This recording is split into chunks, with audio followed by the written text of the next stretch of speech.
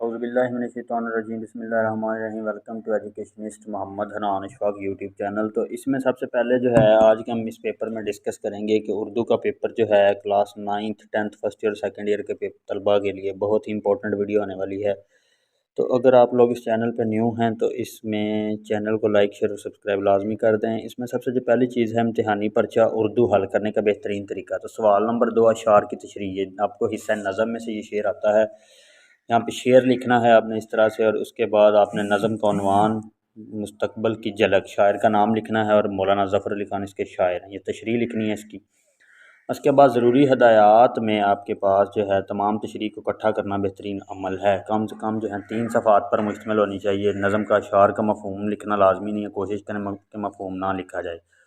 और न इसमें नज़म के अशार की तशरीह के हवाले से अशार, आयात और हदीस आप लिख सकते हैं। तशरीह करते वक्त 5 से 6 सतूर लिखने के बाद लाजमन पैराग्राफ को ख़त्म करने की कोशिश करनी चाहिए। उसके बाद हिस्सा गज़ल वाला जो है शेर आपने इस तरह से लिखना है। शायर का नाम ख्वाजा हैदर अली आतिश। उसके बाद ज़ेर तशरीह शेर में शायर कहता है। उसके बाद इसकी ज़रूरी हदायत ये हैं कि गज़ल की जो है हर शेर की तशरीह 2 सफ़ात पर मुश्तमिल होनी चाहिए। गज़ल के अशार में भी मफ़हूम लिखना लाजमी नहीं, क्योंकि मफ़हूम का कोई नंबर नहीं होता। उसके बाद जो है सियाक़ो सबाक़ वाला क्वेश्चन, उसमें आप देख सकते हैं कि अलफ़ जो जुज़ है वो मोहम्मद सल्लल्लाहु अलैहि वसल्लम से लिया गया है। जिस पैरा का जो पूछा गया हो उसमें आप लिखेंगे कि मोहम्मद रसूल सल्लल्लाहु अलैहि वसल्लम का वजूद मुबारक से लेके जहाँ पे पैरा एंड हो रहा है और उग रहे थे। उसके बाद सबक का उन्वान उसवा हुस्ना, मुसन्नफ़ का नाम सैयद सुलेमान निदवी। सियाक़ो सबाक़ आपने लिखना है कि ज़ेर तशरीह या इबारत के बाद मुसन्नफ़ क्या बताता है। उसके बाद तशरीह, उसके बाद ज़रूरी हदायत। सियाक़ो सबाक़ कम से कम 8 सत्ता का लिखना चाहिए। ने जो है गज़ल की तशरीह के हवाले से मैंने आपको बता दिया। सियाक़ो सबाक़ की तशरीह में आप लोग लिखेंगे 12 सतूर, ज़्यादा से ज़्यादा 8 से 12 सतूर आपकी सियाक़ो सबाक़ की तशरीह की होनी चाहिए। और इबारत की तशरीह कम से कम जो है वो 1.5 सफ़े की होनी चाहिए, इससे ज़्यादा नहीं होनी चाहिए। उसके बाद आपसे पूछा जाता है सबक का उन्वान, मुसन्नफ़ 1 नंबर, मुसन्नफ़ का नाम 1 नंबर, सियाक़ो सबाक़ 3 नंबर, तशरीह के 10 नंबर। तो इसी तरह जो है आपके पास ख़ुलासा जो है इसमें 1 नंबर मुसन्नफ़ का नाम है और ख़ुलासा जो है मुसन्नफ़ कहता है। सबक का ख़ुलासा कम से कम पौने 2 सफ़ात से ज़्यादा नहीं होना चाहिए। और इसमें आप सबक के ख़ुलासे में मौजूद तमाम तारीख़ी वाक़यात, मशहूर शख्सियत और जगह के नाम को जो है वो मार्कर से लिख सकते हैं। इसमें तरतीब का भी आपने ख्याल रखना है कि पहले की बात आपने क्या की और बाद में आपने क्या बात की। ख़ुलासा लिखते वक्त हर 6 से 7 लाइनों के बाद पैराग्राफ को आप ख़त्म करने की कोशिश करें और 2 सफ़ात को इसी तरह तसलसल को बरकरार रखें।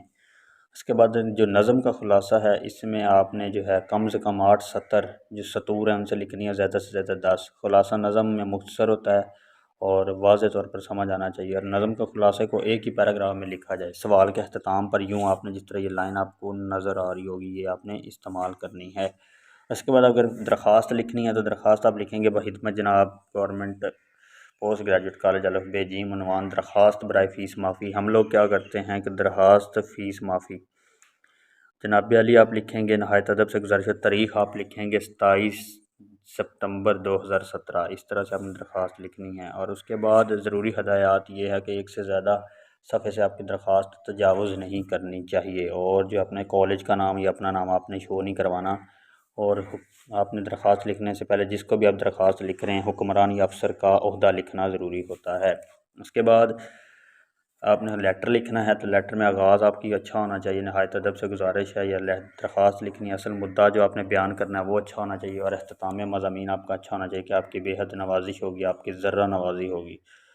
उसके बाद ये एंड पे जो लिखा हुआ है इसमें आप लिख सकते हैं कि बख़िदमत जनाब प्रिंसिपल साहब, या आप लिख सकते हैं बख़िदमत जनाब प्रिंसिपल बस, या प्रिंसिपल लिखें या प्रिंसिपल साहब लिखें, जनाब आली लिखें या जनाब आलिया लिखें।